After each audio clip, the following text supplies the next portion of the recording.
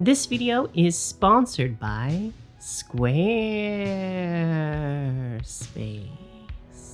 This week I received a rather interesting and unexpectedly heavy box full of old Games Workshop models from my personal favorite period in wargaming history, the late 90s and very early 2000s. That short period of time when Games Workshop was really innovating into a new space, creating such groundbreaking skirmish games as Mordheim, Inquisitor, and the Lord of the Rings strategy battle game, as well as solidifying the look and feel of their core two universes, with both Warhammer Fantasy Battles and Warhammer 40k adopting the grimdark look that we associate them with today. I have a rough idea of what's in this box. This is my brother-in-law's collection of old Imperial Guard models, but instead of just unboxing these on my own, I thought it would be more fun to do it with you so we can all share in the nostalgia together, and at the end of the video maybe we'll paint a few of these up. Okay, so first things first, we can see a few things on the very tip top of this box, starting with the box of old metal Gaunt's Ghosts models from 2002. The new high-res plastic Ghosts models were released recently, so it's super cool to see their old retro equivalents in person. The box itself is empty, but I have a feeling we're going to find the models themselves lower down in the box, as part of the deal I made with my brother-in-law was that he wanted me to paint up the Ghosts models for him as a sort of keepsake in exchange for letting me have the rest of the contents of this box. This sounded perfectly reasonable to me, and if you're watching, brother-in-law, thank you again for donating these models to the channel. I think we'll find some interesting uses for them. Next up, we got some tanks. This is brand new for me. I have never painted or assembled a Warhammer tank before, so it's pretty interesting to see some of these in person. This first one is a Lehman Russ, I believe. I hope I'm pronouncing that correctly. And it is absolutely caked in what looks like several layers of old paint. Part of the reason I'm wearing gloves for this unboxing is because I have no idea what sorts of toxic paints might be layered onto these old models, or if maybe there's going to be some lead models in here. I just try to be as cautious as possible when unboxing old collections like this. We also have a second Lehman Russ with a tank commander popping his little head out of the top. This one's a little bit dusty, but the layer of primer on it isn't too thick, and I think this one can definitely be salvaged. Next up, we've got what looks like a basilisk, I believe. Unpainted except for the treads, with the gun and maybe a few parts missing that hopefully we'll find lower down in the box. And finally, we've got our fourth tank in here. I believe this one is called a Chimera. This one is also covered in a thick layer of paint, but nowhere near as bad as that first Lehman Russ. I think at least 3 of these tanks can definitely be salvaged and refurbished for modern use, or whatever else we end up wanting to do with them. Also included, I found a bag of miscellaneous parts. I can definitely see parts for one of the old Sentinels in here and a few of the missing tank parts, so that's exciting. I wasn't sure how complete everything would be in here. And oh, hey, there's the Basilisk's cannon. That's good. That's an important bit. This seems pretty encouraging so far, and we haven't even gotten into the individual miniatures yet.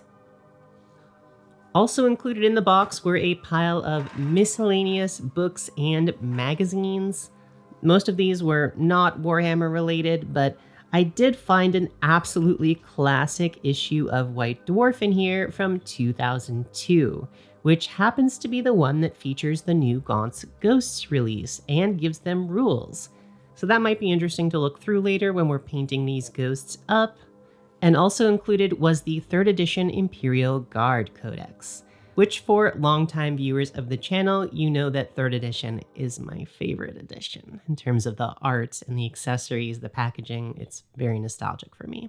Next up, we got some of the more rare and interesting stuff in here, starting with 2 figures from the short-lived Inquisitor game from 2001, or at least their original boxes, which I think are pretty hard to find these days. I remember when I was in high school and I was first getting into these sorts of nerdy things, and I remember thinking Inquisitor looked like the coolest of all of the Games Workshop games. I was really enamored with Dungeons & Dragons at the time, so the idea of a game about miniatures where you had a few larger figures instead of an army of figures was really appealing to me. Inquisitor was also one of the first times in my memory when I was exposed to the artwork and aesthetics of John Blanche, that really grimdark look, and I feel like this game really was the apex of that. And if the Inc. 28 movement is any indication, I think a lot of other people felt the same way about this game.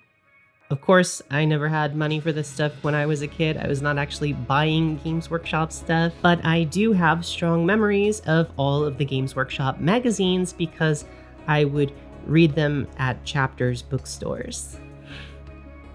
These Inquisitor boxes are more or less empty, minus a few bits, but I have a feeling the models themselves might be buried deeper down in this haul with the rest of the loose figures. Speaking of loose figures, the rest of this box is dedicated to loose figures contained in this extremely nostalgic red foam. Do you remember this stuff? You used to be able to get it in these GW carrying cases, but if I remember correctly, you could also buy the sheets of foam individually at game stores. I don't know if I'll be keeping these red foam inserts, but it really completes the time capsule feeling to have the models included in these here.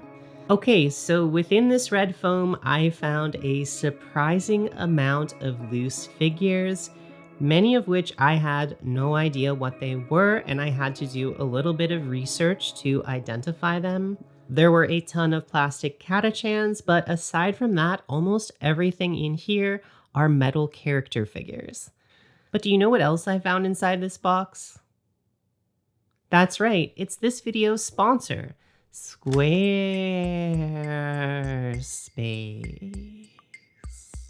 Squarespace is the all-in-one website and hosting platform for all of your website needs. And it's super easy to use. Just pick from one of their fabulously designed pre-made templates or build your own template from scratch using their brand new tool, Squarespace Blueprint.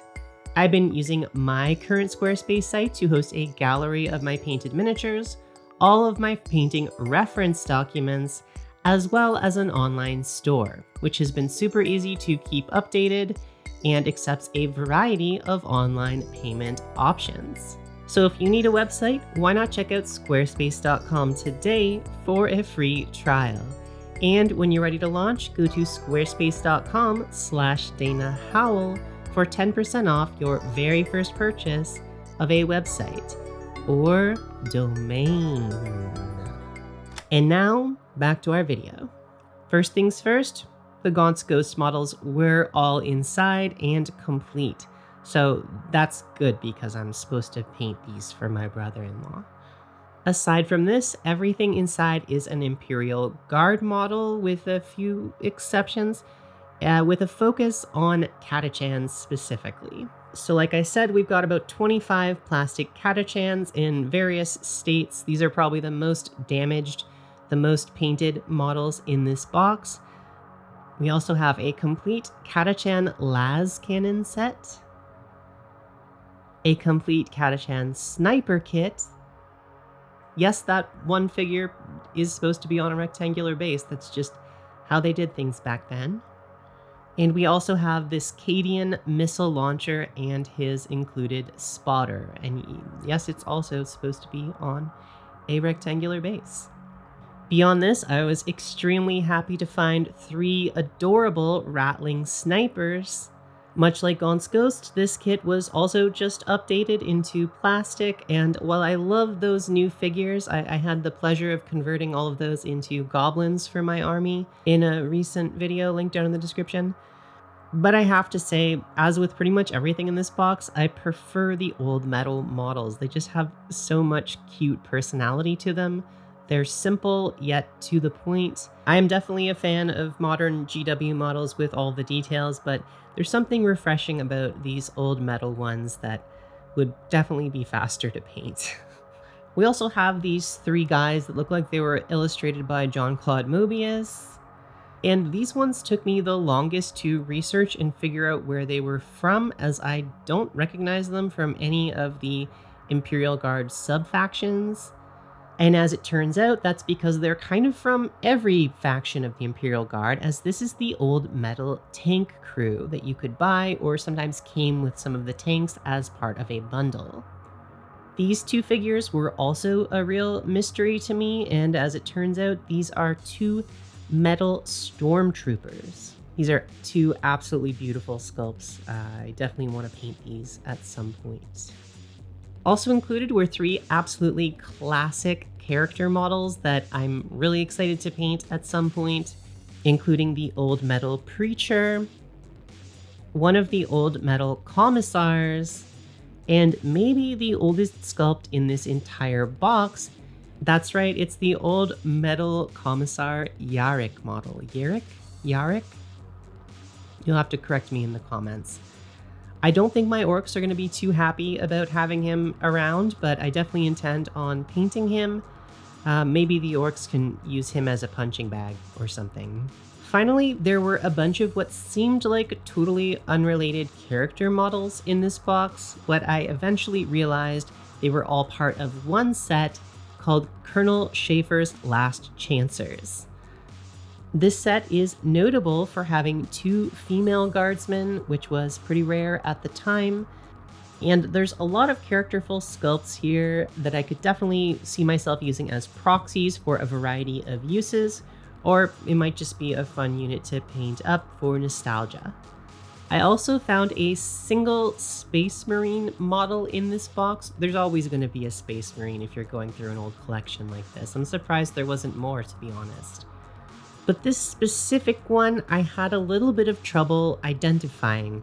I think this might be from the Legion of the Damned, because of the flames on his shoulder pad, but I couldn't find an exact match for this model in any of my old White Dwarf magazines, so maybe for this one you can help me out down in the comments and let me know what this exact model is from.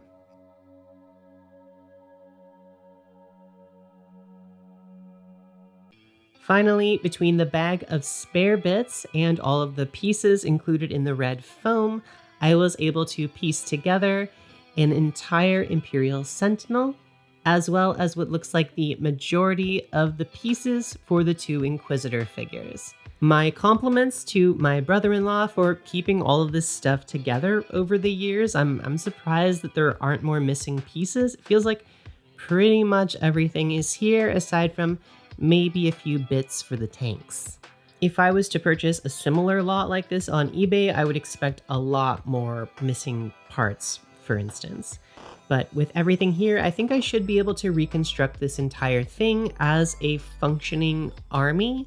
I was also surprised at how many of these models are still legal in modern play, as I was able to draft up an almost 1,000-point list using just these models, which leaves me at a bit of a standstill, as I'm not entirely sure what to do with all of these models. The impulsive nostalgic in me really wants to paint all of these up immediately as a retro army for 3rd edition 40k, green bases and all.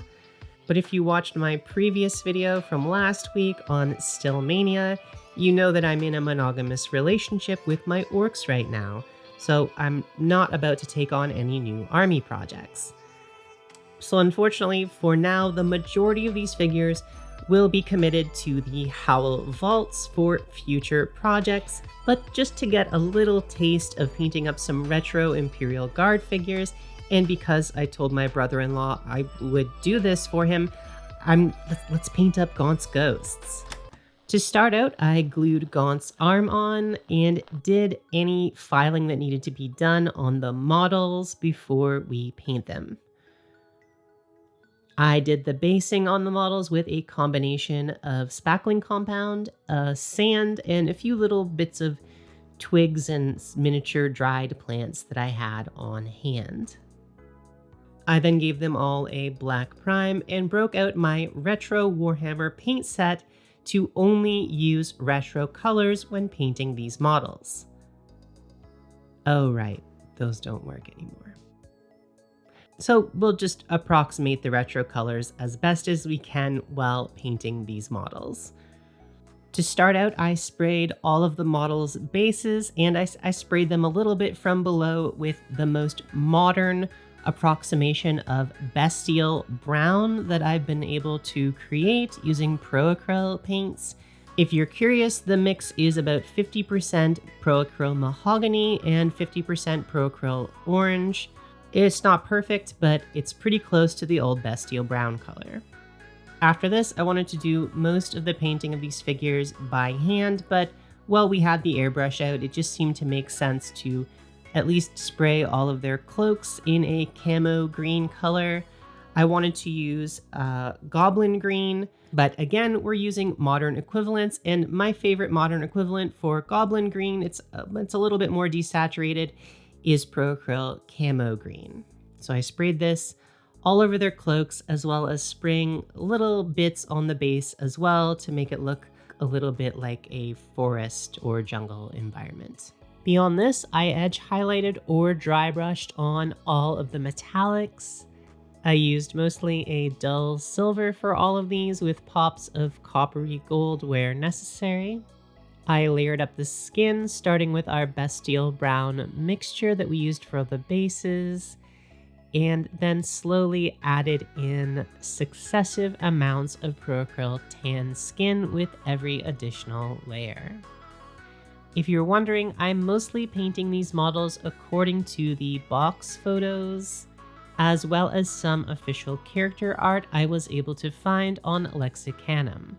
And to go along with that, it looked like most of their clothing, aside from their capes, were either dark blue or black. So to replicate this, I used the dark blue turquoise speed paint from the John Blanche set mixed with a few drops of speed paint medium to create a very dark blue wash. I painted this over any areas I wanted to be black, and I watered this mixture down even more in places where I wanted it to either shade the metallics or to create a lighter blue-gray rather than blue-black. For the reds, I base coated with the dark red from the John Blanche set, and I edge highlighted with the lighter warm red from that same set. I apologize for using this set so much in this video. It just happens that there's a ton of great colors for that classic Warhammer look in that set. And speaking of that set, I used this color called the Darkness, which is like the perfect color to highlight black with, to highlight all of the black or blue areas on the model. And to highlight the cloaks, I used the same camo green color that we used to spray the cloaks originally. For any areas I wanted to look sort of off-white, I used a two-stage method, starting off with this warm olive color from the John Blanche set, and then mixing in a little bit of Pro Acryl Ivory into the olive for the final highlight. I used this same warm olive color to freehand some camo patterns onto the cloaks, and while I was at it, I dry brushed a bit of this same color onto the model's bases as well to show that the camo matches the environment. And I then used our Bestial Brown mix that we used before for the bases to apply a second color into the camo cloak mix. And while I was at it, I dry brushed little bits of this onto the bases as well, just to make our camo look extra effective. For the characters' iconic blue tattoos, I used a very small brush and some speed paint magic blue for this. And if you're going to replicate this at home, make sure you wipe off all of the excess on the paper towel. You don't want this to flood onto the model. And I just freehanded these tattoo patterns onto the arms and the faces that roughly match up with the illustrations of these characters. I used this same blue color to paint the plasma coil on the plasma gunner after painting it white first. And here I'm almost dry brushing this blue color onto the plasma coil to let the deepest recesses remain that pure white color. And after adding a touch of this blue color to Gaunt's power sword as well, our ghosts are finally complete. And that's about it for today. I hope you enjoyed this walk down memory lane with me, exploring this time capsule. And as always, thank you to all of our wonderful, generous patrons for your support. I super appreciate it right now, especially. And with that, thank you so much for watching, and I will see all of you in the next video.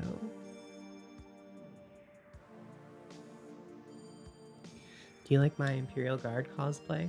I got a dog tag and everything. I really tried. Okay, bye.